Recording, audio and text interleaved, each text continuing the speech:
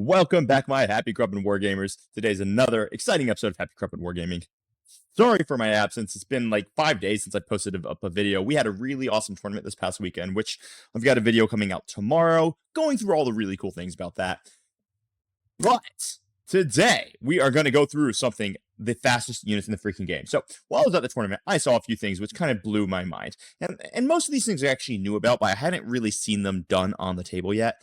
Some of the units in this game are absolutely mind-boggling with how quick they move. And if you know anything about Warhammer 40,000, this game is won in the movement phase. Because the movement phase is what's going to set you up for everything else, whether it's going to be your charges to do melee, whether it's going to be your shooting, whether it's going to be the actions that you're doing. All of your scoring essentially is basically accomplished via the movement phase. The movement phase is the phase that you win the game in. So, what are the fastest units in the game that, one could argue also makes them one of the best units in the game?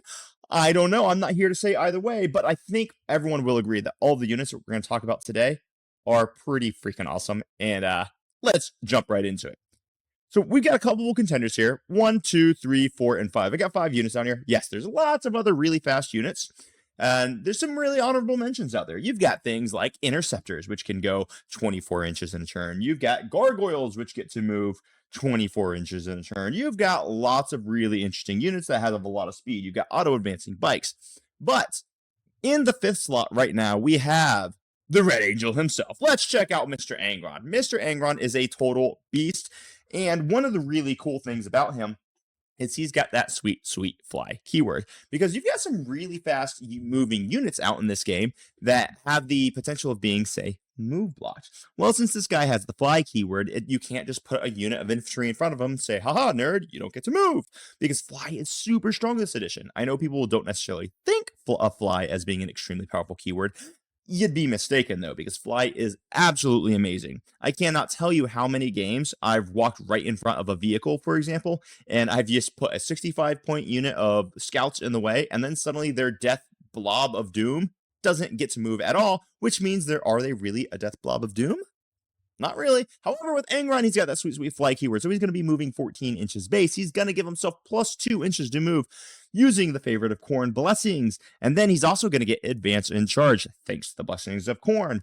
Then you have a 1 CP stratagem to give him an auto advance of 6. So this boy is moving 22 inches, and then he's going to roll a charge. And in all reality, you can always give him the plus 1/2 charge, or that he gets to choose the charge phase, which is unbelievable. This guy is freaking fast. Let's talk about the next one. Devilfish with Breachers. Now, this is something that a lot of people probably aren't thinking about, but if you have ever played Tau, one of the things that you will notice is that this entire mechanized army is super damn fast. Once again, this is just a common theme that you're going to see in this list. This Devilfish actually does have the fly keyword. Now, this does require a little bit of a combination. Okay, so you have an enhancement for the new Montcalm that will allow them to give 2 units a 6-inch scout. So we're going to give our Devilfish a 6-inch scout move.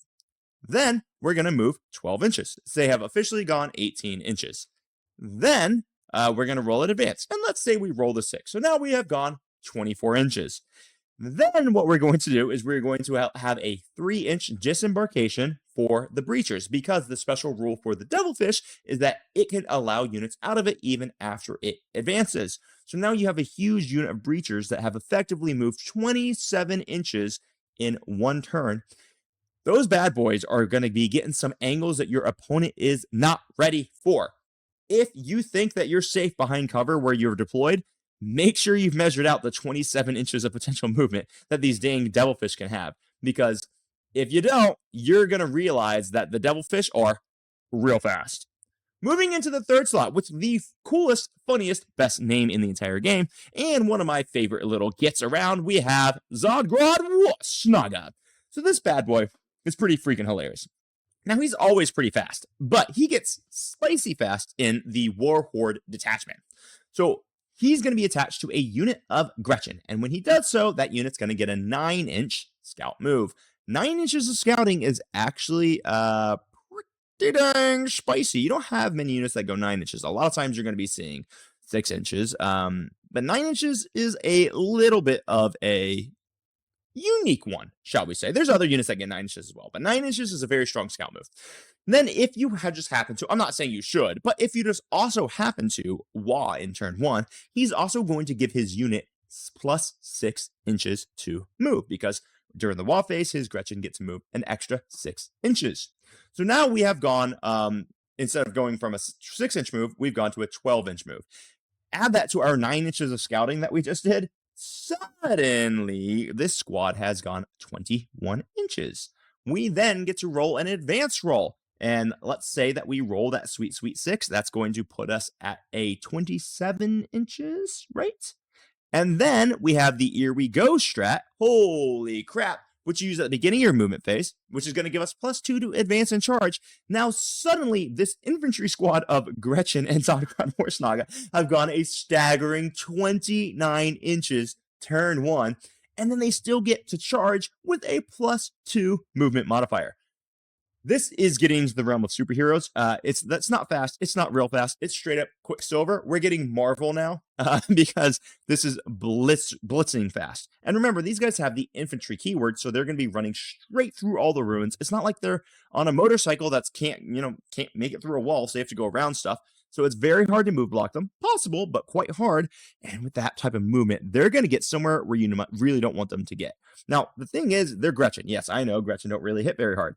But Zodgrod, he actually does hit pretty hard, because remember, when he leads the unit of Gretchen, he's going to give them +1 to hit and +1 to wound, which applies to him, which suddenly he's going to be a staggering, I think it's like 6 or 7 attacks, exploding on 6s because you're in Warhorde, and it's going to be like, I believe it's strength 8 AP2 damage 2 at +1 to wound. That ain't bad, man, because that's going to slap something that you don't want it to slap. Now, Zodgrod might be Quicksilver, but there is a more ridiculous speedster out there, which we're going to go into right freaking now. Magnus the Red. Now, I've actually talked about this on a previous stream, but let me just break down how ludicrous this actually is.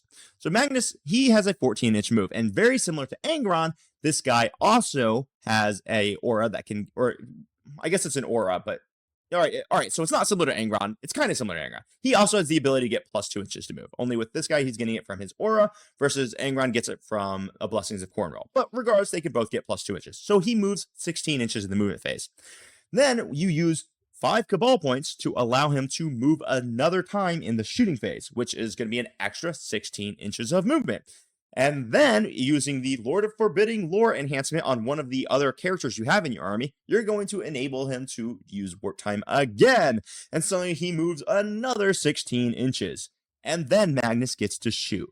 I know he doesn't get to charge. It's so bad. It's so restricted. But yes, you can have this doom ball of death and glory just fire across the battlefield a staggering 40 inches. And then he's going to shoot and kill whatever the heck he wanted to shoot and kill. Magnus the Red moving 48 inches with fly. Wow.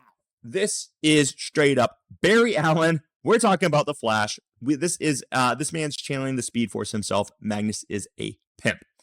We have one last unit. And I want to preface something, guys. The last unit I'm going to talk about here is a unit I hate. I despise it. I think it's stupid.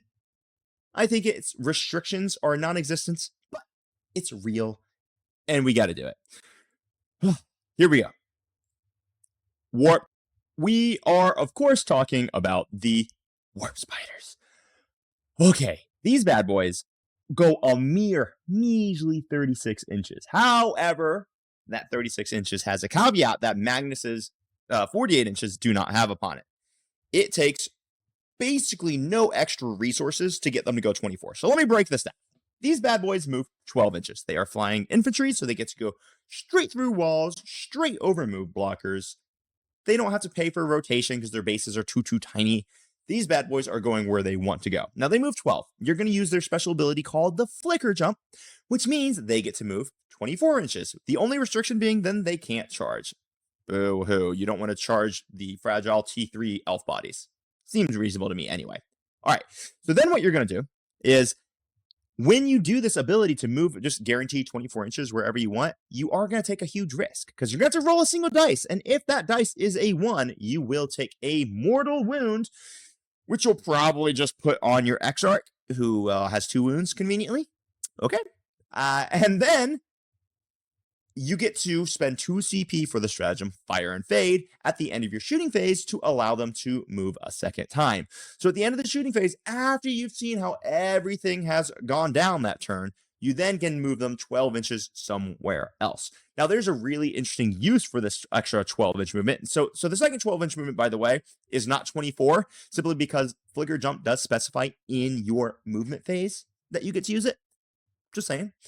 But that second 12-inch movement that you get to do at the end of the shooting phase using your Fire and Fade stratagem, it can't be overwatched because it's in the shooting phase. It's not in the charge or in the movement phase, so it can't even be overwatched. So one of the things that these guys will very often do is they will go 24 inches all the way into this kind of the center of the battlefield, and then they're going to start, you say, doing a deploy teleport homers.